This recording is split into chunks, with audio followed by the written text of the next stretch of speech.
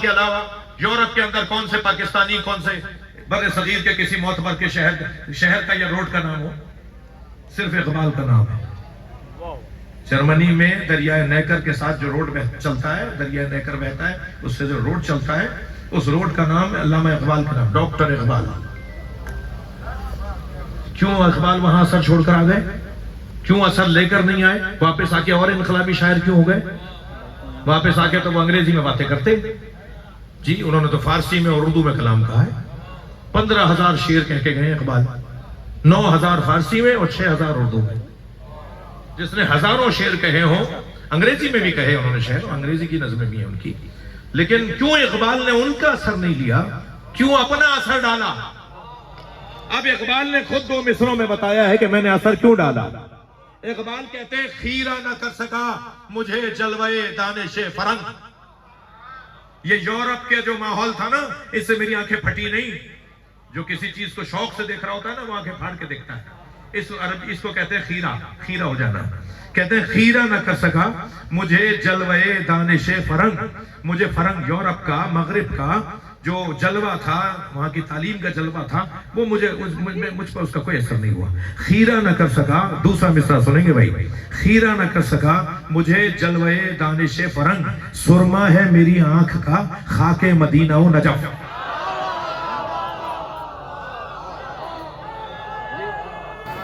میں ایک جگہ سے گزر رہا تھا، رستے میں سانپ بیٹھا ہوا تھا، میرے بڑھتے ہوئے قدم رک گئے۔ میں سوچنے لگا یہ موذی ہے، آگے جاؤں گا یہ اذیت کرے گا، دسے گا۔ میں کھڑا ہوا سوچ رہا تھا، لوگوں نے تبصرے شروع کر دیے، دیکھو مولانا کو بڑی شجاعت کی باتیں کرتے ہیں، بڑی نظریاتی باتیں کرتے ہیں، سانپ سے ڈر رہے ہیں۔ اب میں نے سوچا ان کے چڑھانے میں آؤں یا عقل مندی کا ثبوت دو۔ بہت سارے لوگ چڑھا کے غائب بھی ہو جاتے ہیں نا۔ تو ابھی کھڑا میں سوچ رہا تھا کہ ایک بچہ میرے برابر میں آیا، کہنے لگا مولانا یہ پلاسٹک کا ہے۔ جیسے ہی مجھے پتا چلا پلاسٹک کا سانپ ہے تو پھر میں بڑے اطمینان سے آگے بڑھا، اس پہ پیر رکھا اور گزر گیا۔ معلوم یہ ہوا جب حقائق روشن ہو جاتے ہیں تو اقدامات بھی تبدیل ہو جاتے ہیں۔ لوگوں پہ حقائق روشن کر دو، لوگوں پہ حقائق روشن کر دو۔ ناممکن ہے کوئی علی کے دروازے پہ نہ آئے، ناممکن ہے کوئی حیدر کرار کے دشمن کو مانے، ہو ہی نہیں سکتا کہ کوئی جناب زہرا کے دشمن کو مانے۔ حقائق روشن ہو جانے چاہیے۔ اور مجھے تو امام کے ظہور کی خوشبو آ رہی ہے، اس لیے کہ امام کے ظہور سے پہلے حقائق کھلیں گے جو کھلنا شروع ہو گئے۔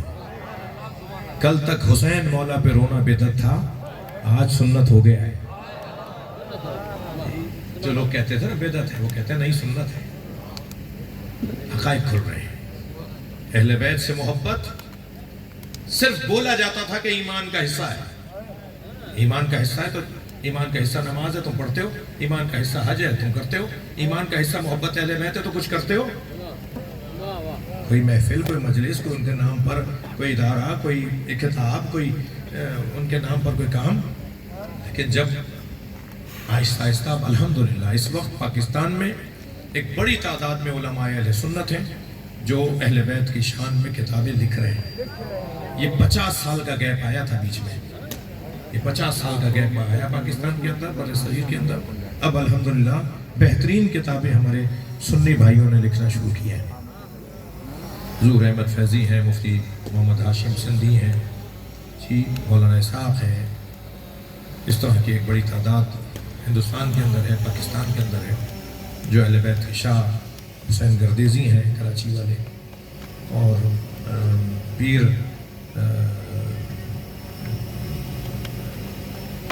ثاقب مصطفی صاحب ہیں، طارق جمیل صاحب، ایک لمبی لسٹ ہے کہ جو اہل بیت کی عظمت کو بیان کر رہے ہیں۔ اہل بیت کا ذکر شیعوں کی ملکیت نہیں ہے۔ میرا پرانا جملہ ہے کہ شیعہ امام حسین کے ذکر کے مالک نہیں ہے، نوکر ہے، اور نوکروں کو اپنی اوقات میں رہنا چاہیے، مالک کے مہمانوں کا خیال کرنا چاہیے۔ جو بھی فرش شہزہ پر آ کے بیٹھا ہے وہ ہمارے مالک کا کے ذکر میں آیا ہے تو وہ مالک کا مہمان ہے، لہذا ہمارے لیے بھی معتبر ہے۔ کسی کو دھکا نہ لگ جائے، کسی کو کونی نہ لگ جائے، کوئی نیاز کھائے بغیر چلا نہ جائے، کسی کی احترام میں کوئی کمی نہ رہ جائے، جی کسی کو ابے کہہ کے اوئے کہہ کے نہ کہہ دیا جائے، اس کا احترام رہے۔ اس لیے کہ اس کے دل میں حسین کی محبت ہے۔ یہ جہاں دوستی اور احباب اور برادری نبھانے آیا ہے، وہاں یہ دوستی برادری تو دروازے سے ہاتھ ملا کے چلا جاتا اور کھڑے ہو کر فاتحہ پڑھ کے چلا جاتا، یہ بھی پوری ہو جاتی ہے، لیکن یہ تو مجلس میں بیٹھا ہے۔ یہ اس لیے آیا ہے کہ میں دوستی اور برادری بھی نبھاؤں اور ساتھ میں اہل بیت کا ذکر بھی تو سن لوں، قرآن کی تفسیر بھی تو سن لوں۔ اور عزیزو، اگر کوئی گناہگار مجلس میں آ کر بیٹھے اور اہل بیت کے غم میں روئے اور اٹھ کے جائے تو پھر مجھے حق نہیں ہے میں اسے ویسے ہی گناہگار مانوں، اس لیے کہ وہ اللہ کے دروازے پر آ گیا تھا۔ امام حسین باب اللہ ہیں، میرے مولا حسین باب اللہ ہیں، جو اس دروازے پر آ جائے گا وہ گویا رجوع کر رہا ہے۔ سنی بھائیوں کی زبان میں کہہ رہا ہوں، رجوع کر رہا ہے اپنی آپ کہتے ہیں گویا وہ توبہ کر رہا ہے۔ توبہ پلٹنے والے کو کہتے ہیں، تائب جو پلٹا ہو۔ ہم آ گئے اس دروازے پہ جہاں مغفرتیں ہیں، جہاں بخششیں ہیں، جہاں عطائیں ہی عطائیں ہیں، جہاں رہنمائی ہے، ہدایت ہے۔ حسین نے صبح سے عصر تک لاشیں بہت اٹھائے۔ اللہ آپ کی آوازوں پر رحمت نازل کرے، اللہ آپ کو اس کا اجر عطا فرمائے۔ میرے مولا نے صبح سے عصر تک لاشیں بہت اٹھائے اور ہر لاشے پر امام حسین نے اللہ کا شکر ادا کیا۔ اللہ اکبر، حتیٰ غلاموں کے لاشیں بھی کسی اور کو اٹھانے نہیں دیے اور بڑھ کے کہتے تھے یہ میرا مہمان ہے۔ جب کوئی کہتا تھا نا مولا یہ غلام ہے تو فرماتے تھے یہ میرا مہمان ہے۔ حسین نے صبح سے عصر تک 96-92 لاشیں اٹھائے، مگر رونا اس کا ہے کہ حسین کا لاشا اٹھانے والا کوئی نہیں تھا، کوئی رہا ہی نہیں جو حسین کا لاشا اٹھاتا۔ میرے مولا نے صبح سے لاشیں بہت اٹھائے اور اتنا حسین کے بدن مبارک پر یہ شدید مصروف دن حسین گزار رہے تھے۔ ایک لاشا لاتے تھے، ایک لاشا رکھتے تھے، ایک کو لینے جاتے تھے، ایک کو چھوڑنے جاتے تھے۔ امامہ کھل کے گردن میں آ گیا تھا۔ حسین مولا نے ہر لاشا اٹھایا مگر 4 لاشوں پہ حسین بہت روئے۔ امام کی آنکھوں میں بہت آنسو آئے۔ اچھا یاد رہے کہ رونے کا تعلق بے صبری سے نہیں ہے، اس لیے کہ حضرت یعقوب کے رونے کو قرآن نے کہا ہے وَبْيَزَّتَّ عَيْنَاهُ فَهُوَ كَظِيمٌ۔ اتنا گریہ کیا کہ آنکھیں سفید ہو گئیں، مگر ان سے بڑا تو صابر کوئی نہیں تھا، یعنی صابر بھی تھے اور رونے والے بھی تھے۔ امام حسین نے 4 لاشوں پر بہت گریہ کیا۔ میں صرف نام لوں گا، آپ کے ذہن پہنچ چکے ہیں، کربلا آ گئے ہیں۔ ایک لاشا جس پر امام حسین بہت روئے وہ لاشا قاسم ابن حسن کا ہے، حضرت امام حسن کے یتیم بچے کا لاشا، اس پر امام حسین بہت روئے، رو رو کے لاشا لے کر آئے ہیں۔ یہ کہتے ہوئے آئے تیرے چچا پہ بڑا گرا ہے، تو مدد کے لیے پکارے اور تیرا چچا تیری مدد نہ کر پائے۔ دوسرا لاشے کا نام سنیں گے، دوسرا لاشا ہے حضرت علی اکبر کا لاشا، جوان کڑیل جوان بیٹے کا لاشا، سینے سے برچی کا پھل نکالا اور بہت روئے اپنے بچے کو اٹھا کر۔ تیسرے لاشے کا نام سنیں گے، وہ ہے عباس علمدار کا۔ میرے مولا اجرکم اللہ، جن کے مذہب میں رونا جائز ہے وہ تکلف کر کے نہ روئیں۔ اگر میرے کسی عزیز کو رونا نہ آتا ہو نا تو اللہ سے دعاؤں میں ایک دعا یہ مانگے، یا اللہ مجھے حسین پر گرنے والا آنسو عطا فرما۔ اجرکم اللہ، اجرکم اللہ۔ یہ حسین مولا تیسرے لاشے پر کیسے پہنچے ہیں اس کا بیان بہت مشکل ہے۔ ایک آواز دیتے جاتے تھے عباس میری کمر ٹوٹ گئی، عباس مجھے آواز دو، عباس میری کمر میں اب دم نہیں رہا۔ اجرکم اللہ۔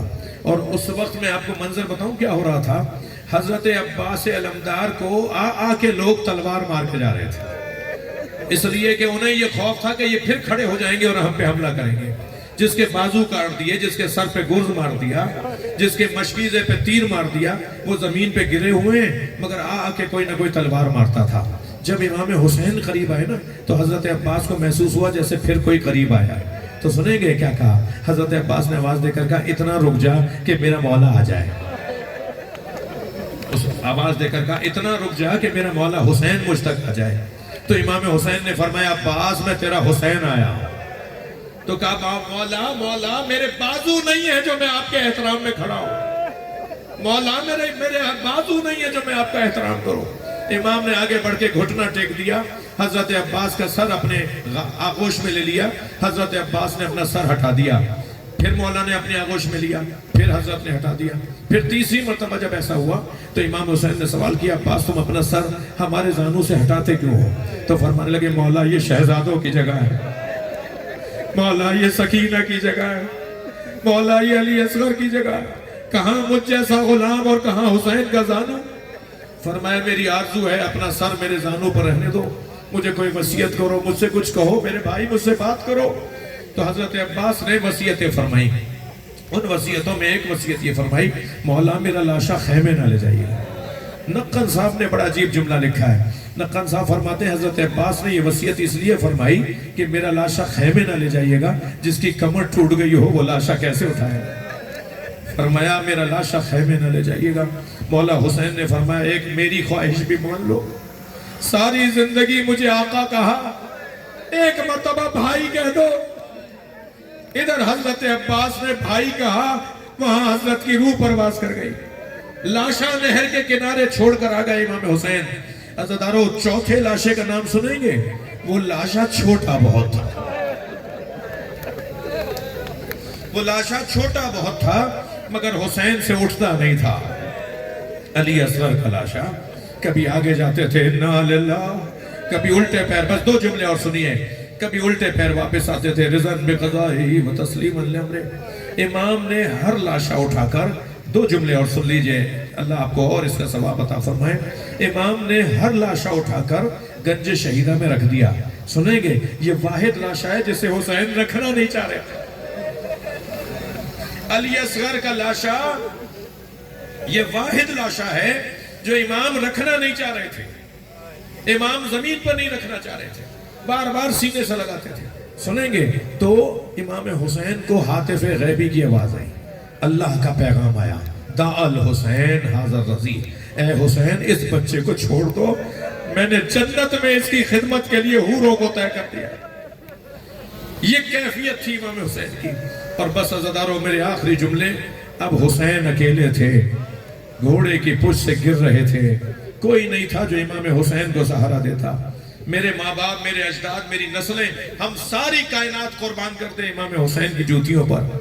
ابھی اگر میں ممبر سے گر جاؤں تو میرے بھائی سائیں مجھے سہارا دیں گے، مولانا کیا ہوا تھا، چوٹ تو نہیں لگی تھی، کیوں گر گئے، کیا ہوا، سنبھالیں گے نا. کوئی مجھے سنبھالے گا، کوئی مجھے حوصلہ دے گا. سلام ہو زہرا کے لال پر. کربلا میں ہر شخص حسین کو گرانا چاہتا، کوئی تیر مار رہا ہے کہ حسین گر جائے، کوئی نیزہ مار رہا ہے کہ حسین گر جائے. اس کیفیت میں امام حسین میدان کربلا میں ہے. آخری جملے گرتے گرتے جہاں گر رہے ہوتے تھے وہاں اشارہ کر کے کہتے تھے لا واللہ لا واللہ، پھر سنبھل کے بیٹھتے تھے. دوسری طرف گرتے تھے تو کہتے تھے لا واللہ.